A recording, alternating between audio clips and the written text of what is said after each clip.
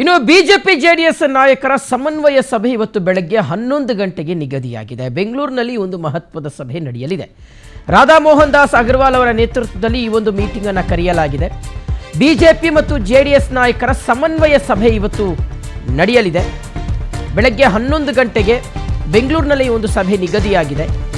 BJP ರಾಜ್ಯ ಉಸ್ತುವಾರಿ ರಾಧಾ ಮೋಹನ್ ದಾಸ್ ಅವರ ನೇತೃತ್ವದಲ್ಲಿ ಈ ಒಂದು ಸಭೆಯನ್ನು ಕರೆಯಲಾಗಿದೆ. ಹೈಕಮಾಂಡ್ ಆದೇಶದ ಮೇರೆಗೆ ಎನ್ಡಿಎ ಸಮನ್ವಯ ಸಭೆ ನಡೆಸ್ತಾ ಇದ್ದಾರೆ.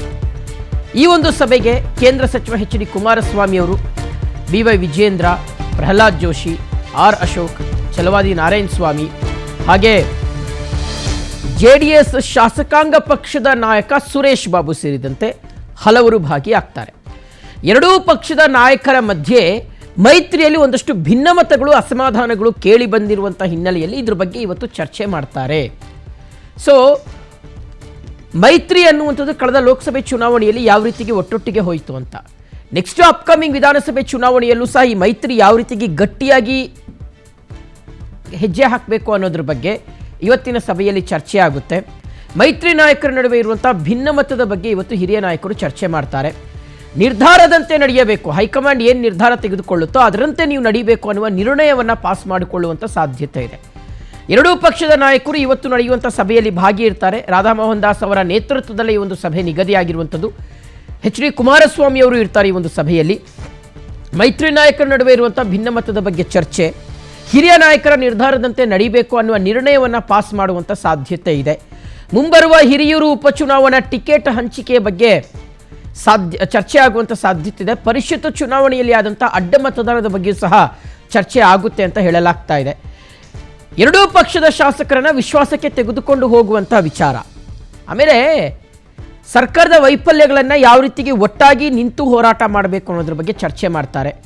ಬಿಡದಿ ಟೌನ್ಶಿಪ್ ವಿಚಾರವನ್ನು ಯಾವ ರೀತಿಗೆ ತಾರ್ಕಿಕ ಅಂತ್ಯಕ್ಕೆ ತೆಗೆದುಕೊಂಡು ಹೋಗಬೇಕು, ಹೋರಾಟದ ಪೀಕ್ ಲೆವೆಲ್ಗೆ ಹೆಂಗೆ ತಗೊಂಡು ಹೋಗ್ಬೋದು ಅನ್ನೋದ್ರ ಬಗ್ಗೆ ಚರ್ಚೆ ಮಾಡ್ತಾರೆ. SIR ವಿಚಾರದಲ್ಲಿ ನಿಜಕ್ಕೂ ಸಹ ಯಾವ ರೀತಿಯಾಗಿ ನಾವು ಹೋರಾಟ ಮಾಡಬಹುದು ಅಂತ. ಹೀಗಾಗಿ ಎಲ್ಲ ವಿಚಾರಗಳು ಇದ್ರ ಜೊತೆಗೆ ಈಗ ನೆಕ್ಸ್ಟು ಮಳೆಗಾಲದ ಅಧಿವೇಶನ ಇದೆ, ಮಾನ್ಸೂನ್ ಸೆಷನ್ ಇದೆ. DK ಶಿವಕುಮಾರ್ ಅವರು ಮುಖ್ಯಮಂತ್ರಿ ಆದ ಬಳಿಕ ಫಸ್ಟ್ ಸೆಷನ್ ಅವರಿಗೆ ಬೀಂಗ್ ಎ CM ಮುಖ್ಯಮಂತ್ರಿಗಳಾಗಿ ಅವರು ಎದುರಿಸ್ತಾ ಇರ್ತಕ್ಕಂಥ ಮೊದಲ ಅಧಿವೇಶನ. ಸೊ ಹಾಗಾಗಿ ವಿಧಾನಸಭೆ ಅಧಿವೇಶನದಲ್ಲಿ ಯಾವ ರೀತಿಯಾಗಿ ಸರ್ಕಾರವನ್ನು ಕಟ್ ಹಾಕಬೇಕು, ಯಾವ ರೀತಿಯಾಗಿ ಸರ್ಕಾರಕ್ಕೆ ಪ್ರಶ್ನೆಗಳನ್ನು ಕೇಳಬೇಕು, ಸೊ ಇದ್ರ ಬಗ್ಗೆಯೂ ಸಹ ಚರ್ಚೆ ಮಾಡ್ತಾರೆ ಅಂತ ಹೇಳಲಾಗ್ತಾ ಇದೆ.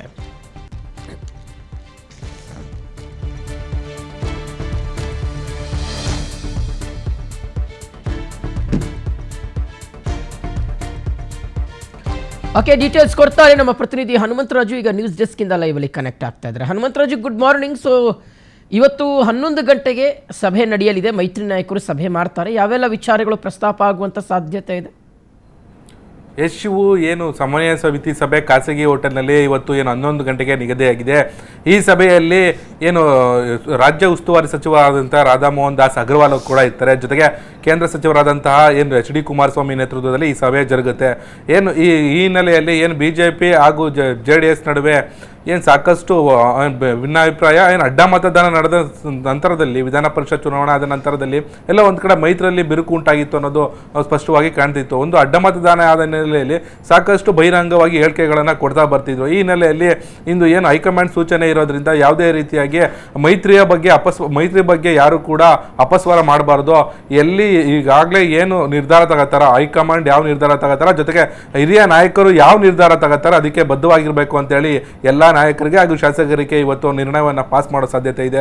ಜೊತೆಗೆ ಎಲ್ಲ ಒಂದು ಕಡೆ ಬಿಡದಿ ಟೌನ್ಶಿಪ್ ವಿಚಾರವಾಗಿ ಕೇವಲ JDS ಮಾತ್ರ ತನ್ನ ಏನು ಹೋರಾಟವನ್ನು ಮುಂದಿಟ್ಟು ಹೋಗ್ತಿತ್ತು. ಈ ಹಿನ್ನೆಲೆಯಲ್ಲಿ ಎಲ್ಲ ಒಂದು ಕಡೆ BJP ಕೂಡ ಹಿಂದೆ ಉಳಿದಿತ್ತು ಅನ್ಸುತ್ತೆ. ಈ ಎಲ್ಲ ಹಿನ್ನೆಲೆಯಲ್ಲಿ BJP JDS ಹಾಗೂ ಸಮನ್ವಯವಾಗಿ ಒಟ್ಟಿಗೆ ಏನೇ ಹೋರಾಟ ಮಾಡಿದ್ರು ಸರ್ಕಾರದ ವಿರುದ್ಧವಾಗಿ ಒಟ್ಟಿಗೆ ತೆಗೆದುಕೊಂಡು ಹೋಗಬೇಕು ಅನ್ನೋದು ಈ ಇವತ್ತೊಂದು ಏನು ಸಭೆ ನಡೆಯುತ್ತೆ ಆ ಸಭೆಯ ಆಶೆ ಆಗಿರುತ್ತೆ. ಜೊತೆಗೆ ಈಗ SIR ಪ್ರಕ್ರಿಯೆಯಲ್ಲಿ ಆಗ್ತಕ್ಕಂಥ ಲೋಪದೋಷಗಳ ಬಗ್ಗೆ ಮೊದಲು ಧ್ವನಿ ಎತ್ತಿದ್ದೆ ಎಚ್.ಡಿ. ಕುಮಾರಸ್ವಾಮಿ ಅವರು. ಈ ಹಿನ್ನೆಲೆಯಲ್ಲಿ ಎಲ್ಲೋ ಒಂದು ಕಡೆ ಈ SIR ಪ್ರಕ್ರಿಯೆಯಲ್ಲೂ ಕೂಡ ಏನು BJP ಅವರು ತಮ್ಮ ಅಸ್ತ್ರವನ್ನು ಬಳಸಿಕೊಳ್ಳಲು ಪಕ್ಷದ ವಿರುದ್ಧವಾಗಿ, ಆಡಳಿತ ಪಕ್ಷದ ವಿರುದ್ಧವಾಗಿ ಆ ಅಸ್ತ್ರವನ್ನು ಬಳಸ್ಕೊಳ್ಳಲು ಎಲ್ಲೋ ಒಂದು ಕಡೆ ವಿಫಲ ಆಯಿತು ಅನ್ಸುತ್ತೆ. ಆ ಹಿನ್ನೆಲೆಯಲ್ಲಿ ಮುಂದೆ ಬರ್ತಕ್ಕಂಥ ಏನು ಬೈ ಎಲೆಕ್ಷನ್ ಸಂಬಂಧಪಟ್ಟಂತೆ ಹಾಗೂ GB ಎಲೆಕ್ಷನ್ ಸಂಬಂಧಪಟ್ಟೆ ಎಲ್ಲ ವಿಚಾರಗಳಲ್ಲೂ ಏನು ಈಗಾಗಲೇ ಏನು NDA ಮೈತ್ರಿಕೂಟ ಏನಿದೆ ಈ ಎಲ್ಲ ವಿಚಾರಗಳನ್ನು ಸರ್ಕಾರವನ್ನು ಸರಿಯಾಗಿ ಟ್ಯಾಕಲ್ ಮಾಡಲು ಒಟ್ಟಿಗೆ ಹೋಗಬೇಕು. ಯಾವುದೇ ಕಾರಣಕ್ಕೂ JDS ಒಂದು ಕಡೆ ಪ್ರತಿಭಟನೆ ಮಾಡೋದು, BJP ಒಂದು ಕಡೆ ಪ್ರತಿಭಟನೆ ಮಾಡೋದು ಬೇಡ.